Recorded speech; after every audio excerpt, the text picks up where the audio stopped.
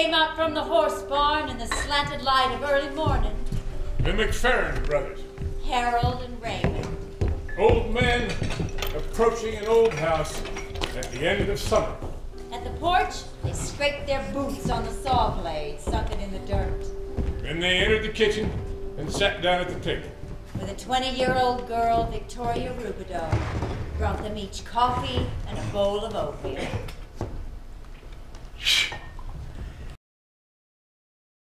You think she might at least give us steak and eggs this once on account of the occasion? But no, sir.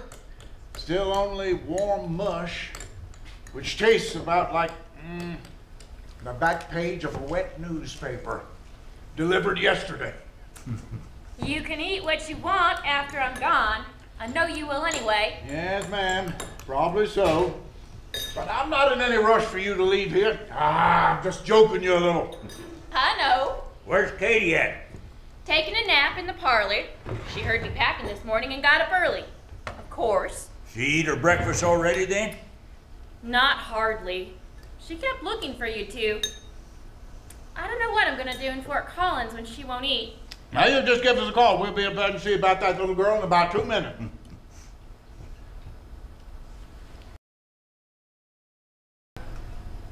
Is there something else you want to talk to me about today?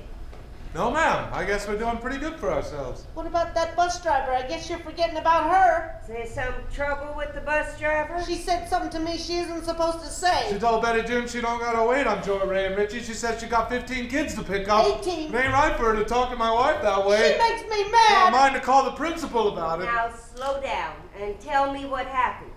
Did you have Richie and Joy Ray out at the stop on time? You need to do that. They was out there. We've talked about this before.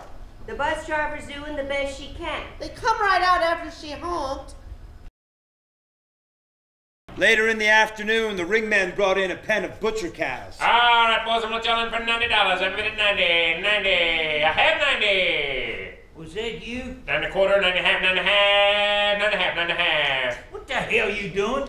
Having a little fun? Those are some good cows.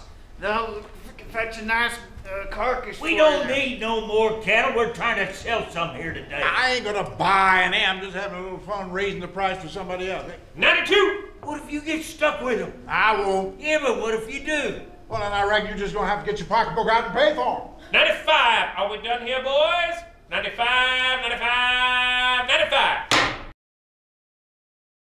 You should go to the doctor, Grandpa.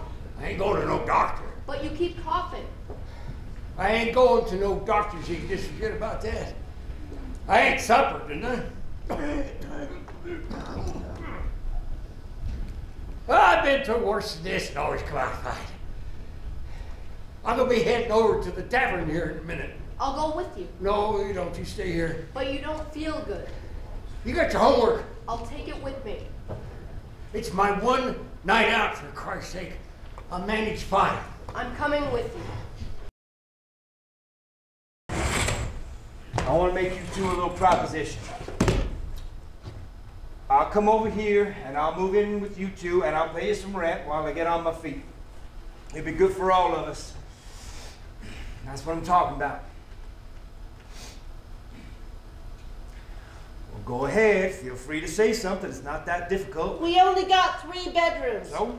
Joy Ray and Richie sleeps in their own rooms. Yeah, they got their own rooms, and we got ours. It's no other space. Well, just a minute now. Now, think about what you're saying. Now, why can't one of them move in with the other one? What's wrong with that idea? They're just kids. I don't know. Well, who's got that back room? That's Joy Ray's room. Well, I'll take that one. At least it's clean. She can move in with her brother. I don't know about that. What would your mom say? You not wanting to take in her own brother, not inviting him to come in out of the cold when he needed some help. Now, what do you think she'd say about that? It's not very cold out right now. I'm gonna tell you what these kids want. They want discipline. Always out there to the gas and go, stealing food. I know what these kids want. We're about to set things straight here. Isn't that right, Joy Ray? I'll tell you what. You're not hungry? Why don't you make yourself useful and clean up these plates? Think you can do that?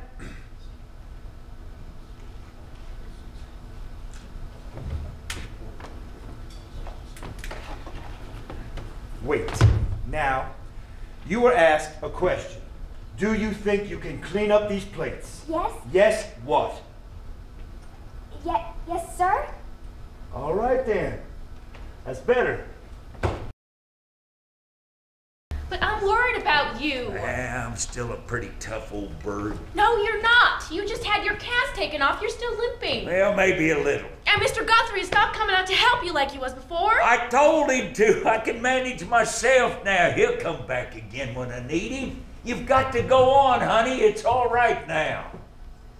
It feels like you're trying to get rid of me. No, now don't you even think like that. You'll come back in the summers and all the holidays between now and then. I expect you to. I'd be upset if you didn't.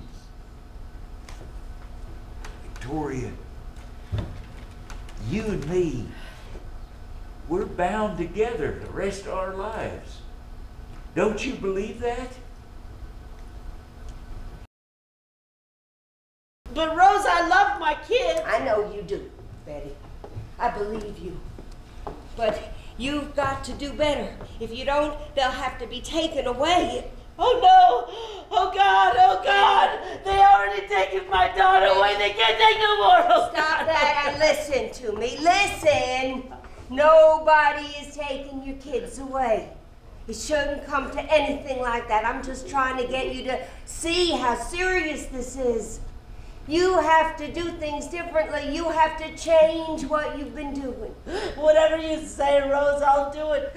Just don't take my kids away from me. Please don't do that. They sure do make an awful racket. I forgot that. They never do like it. I can't imagine anything that would like it. No, but every living thing in this world gets weaned eventually. I believe that's true. Raymond,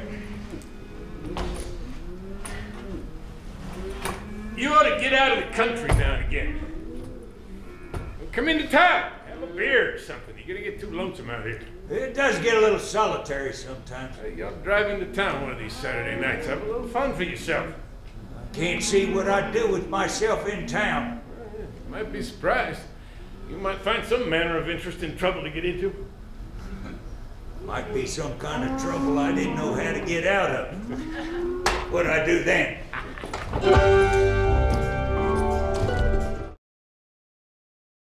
And on New Year's Day, Raymond McFerrin did something that surprised everyone involved. He invited Linda May over for supper. Victoria made chicken and dumplings, mashed potatoes, hot rolls, and green beans flavored with bacon. Linda May did much of the talking. Then, after dinner, while Victoria put Katie to bed, Raymond and Linda May washed the dishes. I think that's the last one. Would you care to sit for a while? I would. Thank you. Oh my goodness, what a wonderful dinner. Well, that was all Victoria's doing. We never taught her any of that. Me and Harold pretty much ate whatever we could cook up out of a can. I wonder